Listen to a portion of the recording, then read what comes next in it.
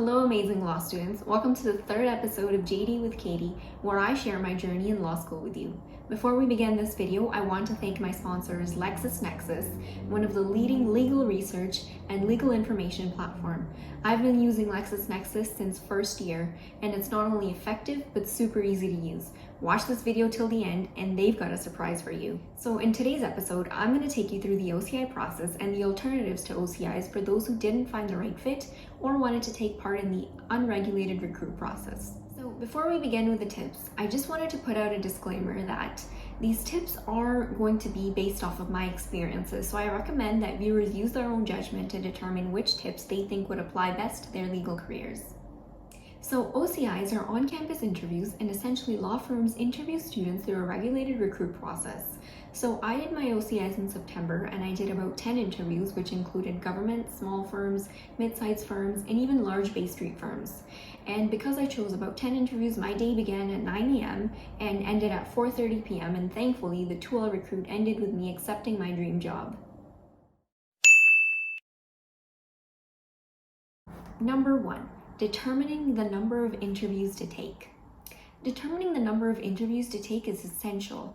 I think that doing 10 interviews for me was a lot. And my number one suggestion actually, would be to take a reasonable amount of interviews so that you can put your 100% energy into your top choices rather than putting in 25% into 10 different options. And the reason I say this is because you may not have the option to choose which firms you will be interviewing first and which firms you will be interviewing last. So it could possibly be that your dream job is the one that you interview last and you have no energy left because you've basically been doing back-to-back interviews. So double check with your career center and the organization that is determining your interviews and the timings, and make sure that whether you have the option to choose the interviews and if the order is predetermined. So that is one of my number one tips in the OCI process. Number 2, making the interviews a lot more conversational. The interviews will usually have at least 2 lawyers from the firms interviewing you, and more than likely it'll be their first time meeting you. So one of the biggest takeaways is that it's going to be a lot more easier for you to bring out your true self if you're just going to be natural and conversational rather than, being robotic and structurized. So essentially, realizing that the person on the other end is meeting you for the first time and making them comfortable is going to make you stand out a lot more. Taking the lead, asking them questions, that makes you look like, she's comfortable, she's prepared, and she's ready to be answering questions. So for instance, if in your resume you wrote you like to bake, and the employer asks you, so what have you baked so far? You don't want to just respond with, oh, I've baked chocolate chip cookies. That's gonna cut off the interview. Maybe this is a good chance for you to ask, are you interested in baking? Have you baked something? So try to read the room and see, is this something that I can ask? Because sometimes what happens is that it may not be the right time for you to be asking questions. So it's important for you to read the room and see if you can make it a lot more conversational. For instance, in government jobs, it's going to be a lot more difficult for you to be cutting the interview and saying, hey, what's your opinion on this? Because government interviews have a set structure. They're going to begin the interview by saying, we're going to ask 6 questions and that'll be the interview. And most of the times, the questions that they ask you will be substantive content. So my recommendation is that try your best to bring out your natural self, but also make sure that you read the room and understand whether this is the right time for you to be asking questions and making it a little bit more comfortable rather than just answering the questions and letting them take the lead. Number 3, the interest section. In your resumes, I do recommend having an interest section which will provide your employers a quick glimpse of the things you're interested in. And this could be completely unrelated to the law. So for those who know me, in my interest section included things like fashion, modeling, making YouTube videos. So again, this is completely unrelated to the law, but it gives the employers a chance to get to know you and even for you to show the skills and talents that you have outside of law. And I highly recommend you being super honest about your interests and having adequate knowledge, because if you're going to get asked questions, which I'm more than likely you will, considering out of 10 employers, all 10 asked me about my interests. I highly recommend that you be really honest about your interviews and have adequate knowledge, because sounding a little bit unsure about your interests or breaking the flow is going to create a negative impression about yourself and make you seem unsure and make it sound like you're lying about what you're interested in. That's not where you want to go. You want to use your interest section to stand out, to make yourself look confident, and even use it to show the extra skills and talents you have outside of the law. So that is another one of the tips I have, is to be honest. Make sure you include an interest section and make sure you're honest and have adequate knowledge about your interests. Number 4, questions. So usually what happens after the interview is done is that you're given a chance to ask maybe 3 or 4 questions about the firm. But what could also happen is that right off the bat when you log in, they say, "Hey Kushi, do you have any questions for us that we can answer?" And in fact, the entire interview could just be you and them asking questions, mainly you asking them questions, taking the lead, and then answering them for you. So my recommendation is that you have a minimum of 8 or 9 questions prepared during the interview, and also being present during the interview so you can make genuine questions. What ends up happening is that we're given a set of questions, or we Google a set of questions, and we ask really basic questions like, what is the work like that you do, or what is the day in the life of a lawyer? But you also have to remember that they're also doing back-to-back interviews. So you want to take this opportunity to stand out rather than ask really basic questions.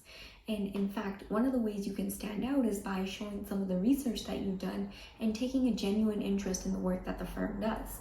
So for example, you can start off by asking them, saying, I've done a little bit of research about the work that you do, and I'm really interested in this area of law. What advice would you give to someone who's interested in criminal law, and specifically this area of law that I'm interested in and that you've had 18 years of practice in? So that not only shows that you've done research, but it shows that you've taken the initiative to ask genuine questions and that you're genuinely interested in the work that the firm does. So that is one of my biggest recommendations that I want to give. And speaking of doing the research, LexisNexis also has a guide for researching your firm, and it includes all of the relevant steps that you can use to effectively research your firm and get to know them better. That is included in a PDF in a link below. Number 5, visiting the Career Center. So almost all, from my knowledge, law schools have a career center to help you through the interview process. At my law school, we have an amazing career center who's helped me through the entire law school process, and that includes the When I'll Recruit and the Tool Recruit. These career centers have one-on-one sessions where you can do mock interviews with them. They can also help you with your resume or your cover letter. They can read through your work and give you ideas and suggestions. So I think throughout this entire process, if there's something that has drastically reduced my stress, it would definitely be the career center. So I have to say that this is something that every student should visit to get some help and get ideas about what they should be doing.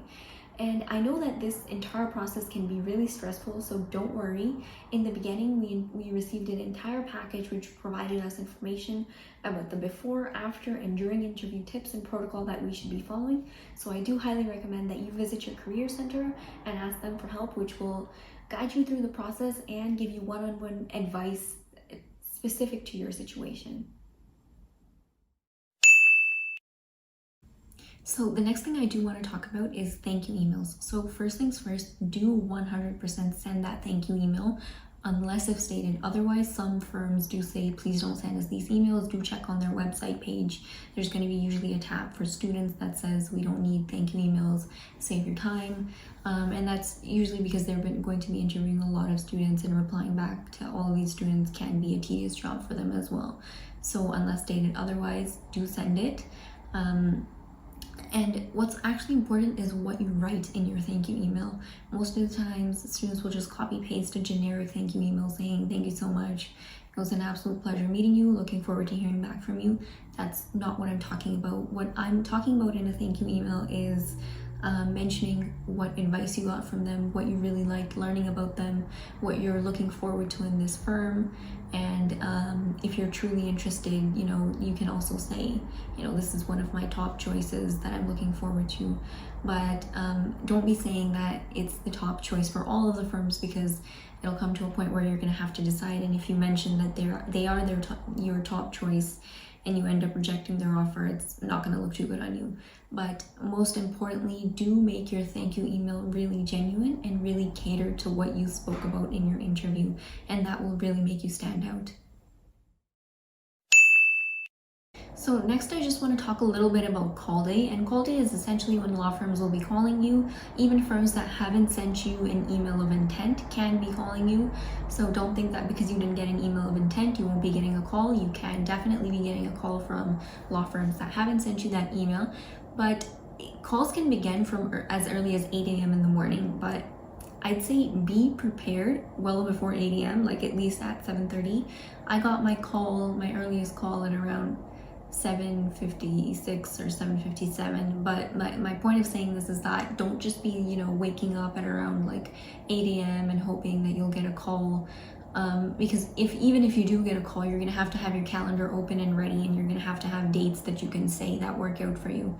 And speaking of dates, for law firms that are your first choice, try to get in a date as early as possible. So usually what we had Monday, Tuesday, and Wednesday as options available.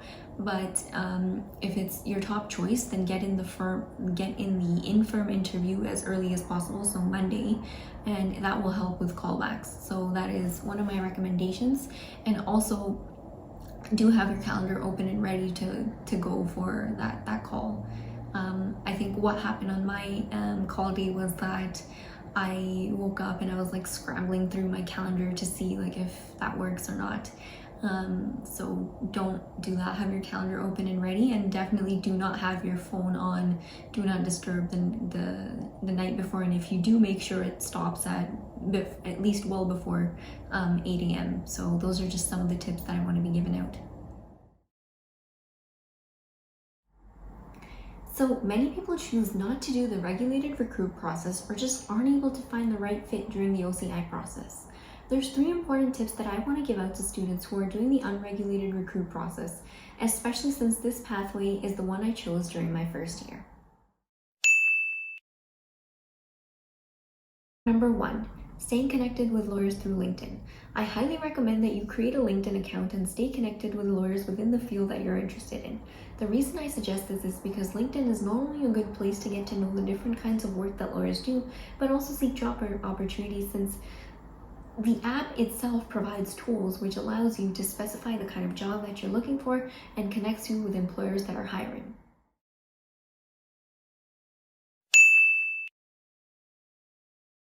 Number 2, sending cold emails. Sending cold emails is one of the most effective ways to connect with lawyers and share my interests with them. I think that although it is really effective, sometimes it can be hard to come out of your comfort zone and send cold emails to lawyers that may not have even met you. But there's a lot of different templates online that you can use to help you through this process. Generally, I do recommend that you begin by introducing yourself, explaining to the lawyer what school you go to, what interested you about them, and of course, like how you want to be meeting, whether it's through Zoom or having a personal coffee chat. Also, one of the most important things in this email is providing a list of potential dates that would work for you.